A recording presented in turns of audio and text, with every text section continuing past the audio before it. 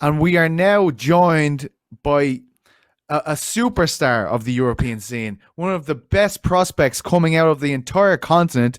It is Mr. Adam Borics, who has a big fight on Thursday at Bellator 250. This time it's at a catchweight due to the short notice nature of the fight. But Adam, it's been a long time. How are you feeling, my friend? How is life?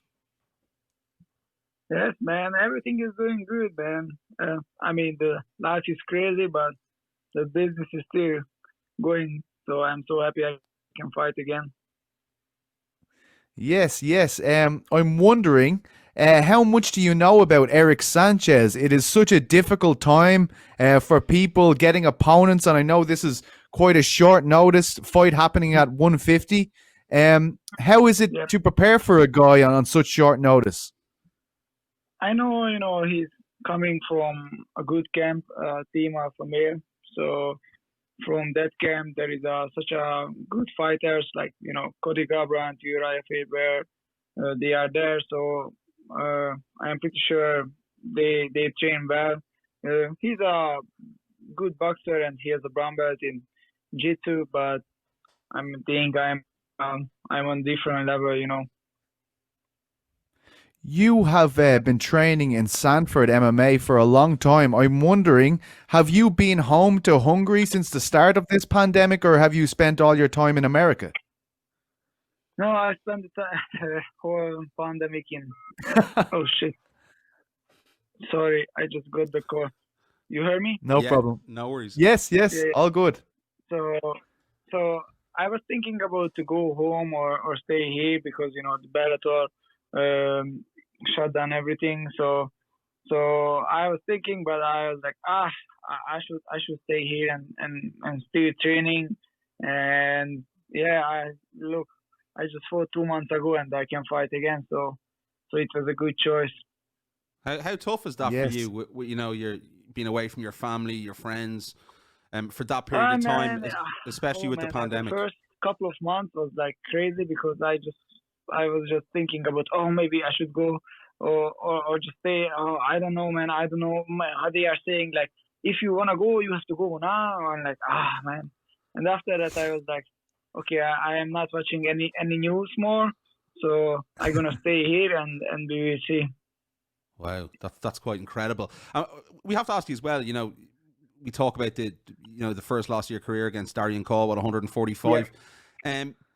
Are you looking now, because this is a catchweight? I know obviously you've had a few opponents pull out. It's been very, very messy in terms of the pandemic. But are you maybe looking at maybe moving up a weight class in the future?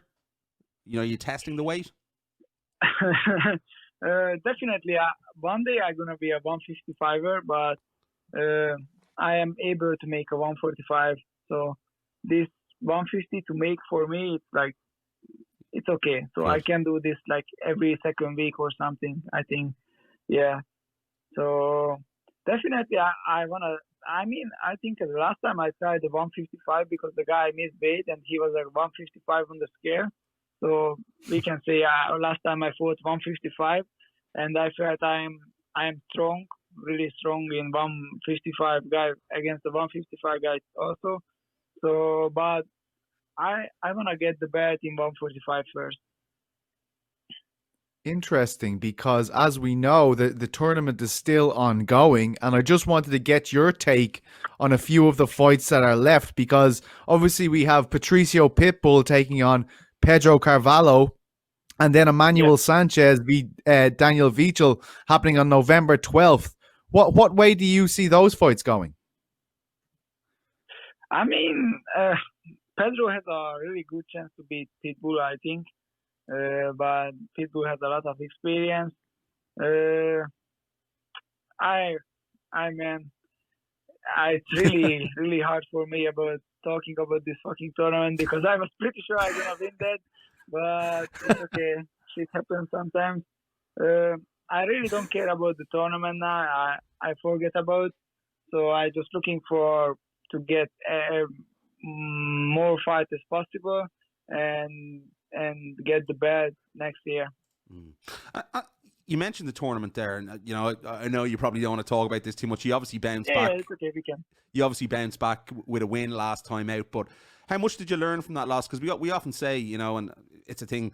I think mixed martial artists always talk about is the first loss of your pro career and how much you learn from that. How much have you taken from that? A lot, man, a lot. I mean, you know, it was a lot of pressure on me when I came back after the first loss. I mean, the last fight, before the last fight, I felt like, man, I have to just win. I learned a lot because it was my mental problem. Like, I really know what was wrong. So, honestly, in the locker room, I was like, in my mind, just like, it's okay. Anything can happen. I have a ticket back to Hungary, and I'm gonna be there like in a couple of days. So, and I cannot be like that before the fight. You know, I have to be on the fight mode. That's why I told everybody who asked me, you know, what was the problem, and I told them like I wasn't in fight mode. So it's okay. It's learning, you know. Is the pressure off you maybe a little bit? Because I know you've talked about, you know, you've I a don't think good bit so. of I think celebrity back at home in was Hungary.